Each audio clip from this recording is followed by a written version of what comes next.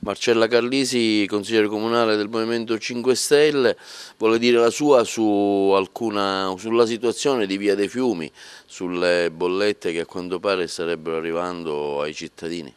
Sì, ho raccolto le segnalazioni di alcuni cittadini che si lamentano perché loro avevano dell'acqua nelle cisterne che è stata buttata e quindi vorrebbero capire adesso cosa devono pagare di quest'acqua, o l'acqua o la depurazione, non si capisce. E anche mi hanno riferito di autobotti che sono state frazionate, quindi autobotti da 16 metri cubi sono stati frazionati da più utenti senza poi effettivamente sapere quanti di questi metri cubi sono stati effettivamente dati agli utenti, quindi adesso non sanno che cosa devono pagare, quindi gli sono arrivate delle bollette anche abbastanza care. Ricordiamo che queste persone sono 8 mesi che stanno in questo disagio, alcuni anche se adesso cominciano ad avere l'acqua con l'acquedotto, ci sono stati dei problemi, mi dicono, sui turni, e quindi pensiamo a queste persone che magari restano a casa con la preoccupazione di quest'acqua che deve arrivare, non sanno poi se arriverà, sarà buona o meno, quindi rimangono a casa e poi l'acqua magari non gli arriva. In più continuano a segnalarmi che le autobotti, per chi ancora viene servito alle autobotti, invece ritardano sempre, hanno sempre queste persone problemi.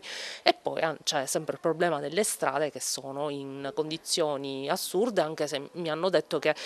a fine febbraio la ditta aveva detto che avrebbe sistemato le strade, che invece sono ancora in condizioni pietose. Ecco, lei lancia anche un'iniziativa in un settore particolarmente importante e che potrebbe dare anche del lavoro. Quale? Sì, abbiamo presentato una mozione sul wedding tourism, cioè le amministrazioni hanno la possibilità di trasferire gli uffici di stato civile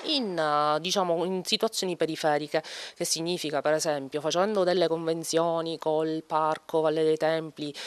si potrebbe creare qualche situazione di matrimoni ai templi, piuttosto non lo so, con la Colimbetra, arrivarci magari col trenino, sono delle situazioni di turismo molto molto appetibile, turismo matrimoniale, pensiamo anche di aprire alle unioni civili, quindi tutto un campo che potrebbe dare veramente tanti posti di lavoro nella ristorazione,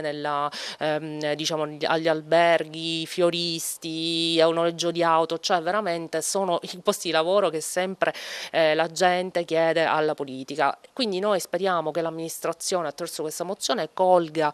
questa occasione e quindi stipuli queste convenzioni e ne faccia le giuste delibere di giunta. Noi abbiamo anche suggerito alcuni dei luoghi, c'è anche per esempio l'orto botanico di Agrigento, ci sono tante situazioni molto molto appetibili e soprattutto pensiamo ai tanti che sono emigrati fuori e che poi magari si vengono a sposare ad Agrigento, e quindi dare la possibilità a questi di sposarsi in un posto bello della loro città piuttosto che al collegio dei Filippini.